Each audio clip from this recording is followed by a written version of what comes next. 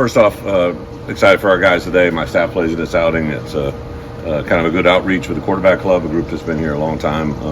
Been very supportive of Illinois football, obviously. So fun day in that regards for those guys. Just a couple things from our program. Obviously updated last night with Zakhari Franklin hit town. So we kind of have now probably within a player or two of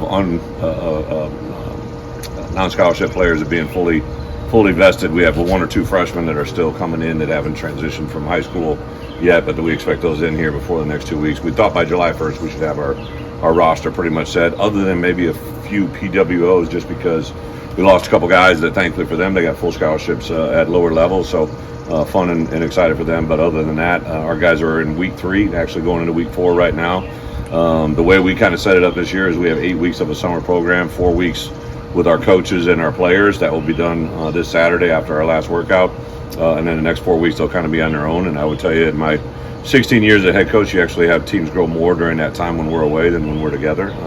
Just the chemistry and the vibe, and it's been really, really good to this point. So excited for that to happen. Really nothing significant from an injury standpoint. Literally all the guys that we had have been full go. We've had a couple guys with some soft tissue with weather like this in the workout our guys have been doing. Just had a couple guys, but nothing that would limit or prohibit anybody from fall camp as we speak right now. So really excited about the growth team. A couple other announcements. We obviously finished with 3.12 spring GPA, which was the highest in school history. This is 3 straight semesters of the highest academic record that we've ever had in Illinois football ever. So excited about the growth of our guys off the field as well, and excited about where this fall camp will go. So with that, open up for easy questions. Just to be clear, did you say Zakhari's in town? Yep. Yeah, he got it done last night, going through the process of getting the acclimated. There's a lot of things that they got to go through from a medical standpoint before they get back on campus, but he should be good to go. Hopefully full go rodeo by Wednesday. Obviously Barry knows him well, but how did this all come about? What do you feel like he adds to that? Yeah, full transparency. We reached out to him 2 years ago when this opportunity came, before he even went to Ole Miss, but because of the status of where he was as a student, we couldn't get one of the unique challenges here at the University of Illinois is we have some pretty high standards about after a person has been in school for so long, their transferable hours and their ability to come in compared to the rest of the country really puts us at a disadvantage. It's nothing we can do. It's the way the university is wired. So that's been a challenge since I've got here. Art Sikowski was really one of the first that we had ever admitted with so many hours. But because of that, he had to pass an X number of hours before he could be eligible for that first game. Art went through basically an entire year of school in that spring and summer that was unprecedented, right? So it's great for the students. We want them to graduate, but on the same account, it puts Illinois at a huge disadvantage in the late portal transfers, the guys that are in their 3rd and 4th years.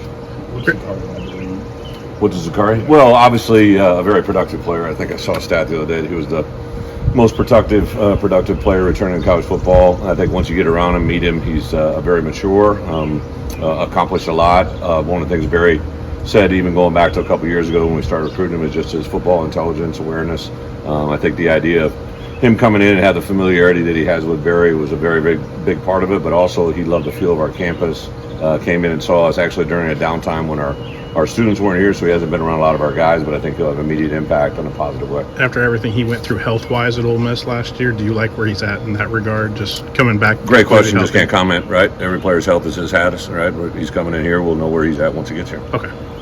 I guess with this latest group of transfers and summer transfers, did you feel like you addressed maybe the needs you thought you wanted to after spring? You know, I think the part that's really been fun to engage in is it's not a free agent world, but it is in the fact that like what we've treated the portal world window is trying to address needs that we have immediately on our football team. So going back to last January, addition of defensive linemen, offensive linemen, guys that we felt we needed an immediate impact in the room. Depth-wise has been a huge emphasis.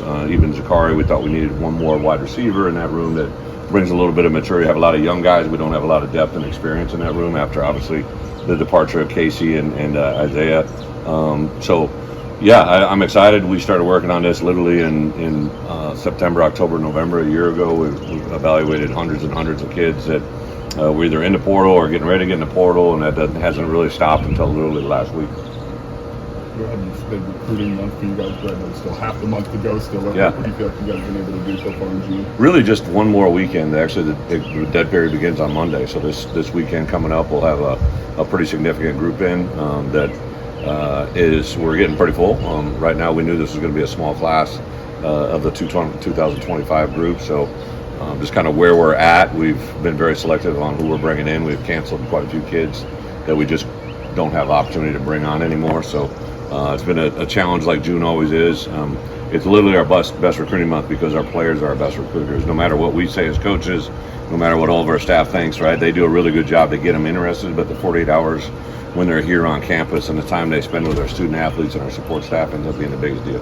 Quarterback recruiting was going pretty well. I know you can't comment on unsigned kids, but what's Barry been selling to these kids, you think?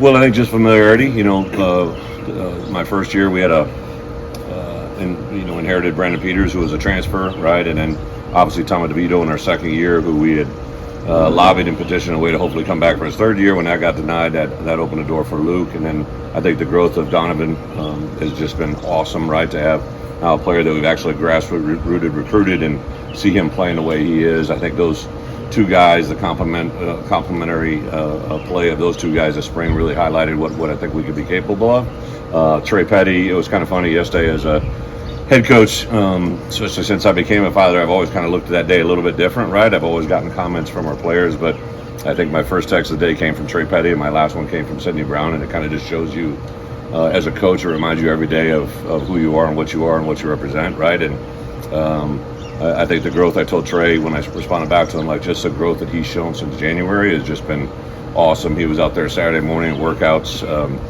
kind of speaking and having good volume on the field, right? For a true freshman quarterback to have that kind of comprehension is pretty awesome. In your career as a head coach, has June always been that month for you? Have you put emphasis on? No, just because, and when I started, 16 years ago, there wasn't even a June visit possible, right? So when the June visits became real, actually the spring visits became real. May was never an option for us at Illinois because our players are gone. And like I said, our best recruiters are our players. So one of the timing issues that factors in here at Illinois is that, when you get done with your spring, they became eligible for visits on April 15th. That's the end of spring ball, and it jumps into May, and our players aren't on campus. So that's kind of what led to June, but June kind of embodies everything. They get to see our players work out. One of the highlights of the weekend for me as a coach is they get to watch our kids work on the grass with our staff and our players. We also do player panels, student hosts. The parents get to ask kids questions that, without us in the room, which ends up being one of the highlights of the weekend. I think one of the reasons we bat such a high percentage of commits once we get guys on campus is just because of the reality of who we are. I think a lot of places also have that, but it's usually not as positive. So June's a great month, and it's a good representation of Illinois. Bret, the best salesman. Really, we kind of just it varies. Sometimes some kids want positional players, right? Some kids like people that they may be familiar with either personally or someone from their neck of the woods. We usually involve 2 to 3, sometimes as many as 4 to 6 players with each kid. And then the player panels, we just change up all the time. Sometimes a little bit of mix and old, young and old. Well, also geographically, if we have for us, this next coming weekend has been a little bit more emphasis on the Florida kids, right? So with the first weekend is usually an emphasis on our Midwest in-state offers, and then towards the end of the month are more of out-of-state offers. Coach, with the guys that just left here for the NFL, you talk to them a lot. Like, are they, they're all going through stuff now. Yeah. Ready to go. How much communication, and how much do you feel like they feel like they're better because of what they went through with you guys? Well, even just some of the messages I got yesterday were pretty awesome, right? But I remember distinctly it was right about the beginning of OTAs, like when the rookies went to camp. Yeah. And I got a text, and it was from Isaiah Williams. And I opened it up, and it was Isaiah Williams in a cool tub recovery pool with Frank Ragnow at Detroit, right? And I just started laughing because, Isaiah was like this big compared to Frank, but Isaiah has heard me reference Frank since I came here. He's literally one of the first slides I showed when I took over his program was the evolution of Frank from a freshman to a junior. Sure. In the body composition. He obviously since then has become the highest paid center in NFL history. And I then took that picture and I sent it on to the group of coaches that knew both of those guys, right? Yeah. So Sure. Tank Wright down in the strength and conditioning, Pat Pearson in our media department, Mark Torresani, Pete Wyden, Kevin Richardson, Aaron Henry, a bunch of Grant Morgan. So guys that knew both of those guys, I sent it on to that group, right? And I said, look at these two. And Tank made an interesting point. He said, imagine that, two of Coach's former players buying into post-practice recovery, right? So I don't know how many cold tubs or recovery tubs Detroit has, right? But those two were in there, and it kind of just made a statement to me, right, about, the way we say and do things carries over way beyond here.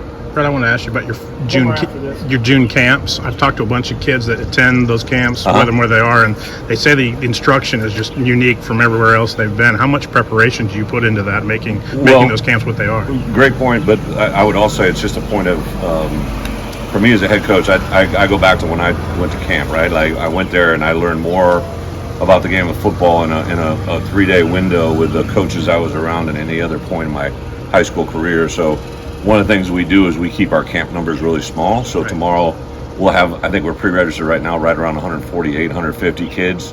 And that's kind of ideal. So we literally obviously have 10 coaches, right? And to me, those 10 coaches have to run every drill at those stations where those kids are. And I want them, one of the things I tell campers when they come to campus, like, listen, you're coming from wherever you're coming from, whatever high school, whatever state, you run your scheme and your fit, right, to you at high school. But what we're going to practice here are football fundamentals, and we really stress that to them.